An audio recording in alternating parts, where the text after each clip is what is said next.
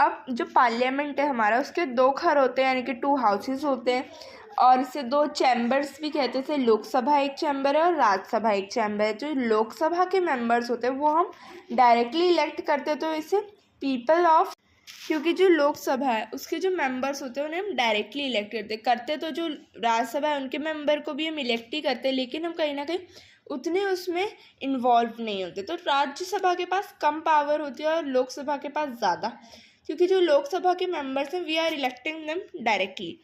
तो देखो, जो लोकसभा और राज्यसभा के मेंबर हैं उनमें अभी जस्ट चेंज आया तो मैं बता देती हूँ। लोकसभा के मेंबर्स हो गए 543 और जो राज्यसभा के मेंबर्स हो गए 245। अब देखो, अगर हम बात करें जैसे लोकसभा और राज्यसभा में, जैसे लोकसभा को लोअर हाउस, राज्यसभा को अपर हाउस कहते, तो ये कोई ऐसा नहीं है कि मतलब पावर की बात नहीं है, बल्कि पावर तो लोकसभा पे ज़्यादा होती है, फिर भी उसे लोअर हाउस कहते हैं। ये क्योंकि पुराना तरीका है। तो अगर मैं 3 पॉइंट्स बता दूं कि Lok Sabha is more powerful than the Rajya Sabha, तो कुछ ये है कि अगर कोई ऑर्डिनरी लॉ है जैसे पास कराना है, लेकिन उसके लिए कोई जॉइंट सेशन हुआ है, तो नंबर लोकसभा के मेंबर्स का ज़्यादा है, तो लोकसभा के अगर लोग कह दे तो बिल क्या होगा, पास हो जाएगा, लॉ बन जाएगा। सेकंड पॉइंट है कि अगर कोई ऑर्डिनरी लॉ नहीं है, कोई मनी रिलेटेड लॉ है, तो क्या होता है, ज़्यादा पावर लोकसभा पे मेंबर्स के पास होती है, राज्यसभा के मेंबर्स में नहीं होती। वो सिर्फ कह सकते हैं यार थोड़ा सा देख लो, चेक कर लो दोबारा, लेकिन उन पे पावर उतनी नहीं होती।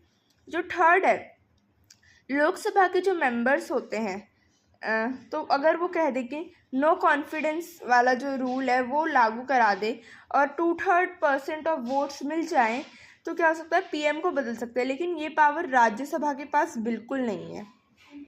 अब है पॉलिटिकल एग्जीक्यूटिव्स वो होते हैं जो कोई भी लॉ है उसको इम्प्लीमेंट कराने में, लागू कराने में हेल्प करते हैं। तो all government employees along with the ministers are known as the executive. 2 type के होते हैं, पॉलिटिकल और परमानेंट। पॉलिटिकल एग्जीक्यूटिव्स की बात करें तो जो पॉलिटिकल एग्जीक्यूटिव होते हैं उन्हें हम खुद से इलेक्ट करते हैं, और जो परमानेंट एग्जीक्यूटिव होते हैं उन्हें हम इलेक्ट नहीं करते, वो एजुकेशन के बेसिस पे बनते हैं।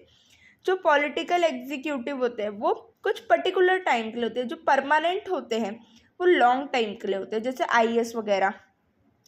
जो पॉलिटिकल एग्जीक्यूटिव होते हैं उनके पास ज़्यादा पावर, क्योंकि वो लोगों के द्वारा चुने होते हैं, और परमानेंट के पास कम पावर होती है। जो पॉलिटिकल एग्जीक्यूटिव होते हैं वो पीपल को आंसरेबल होते हैं, लेकिन वो नहीं होते क्योंकि लोगों ने उन्हें डायरेक्टली इलेक्ट थोड़ी ना करा है, वो तो आपके आईएएस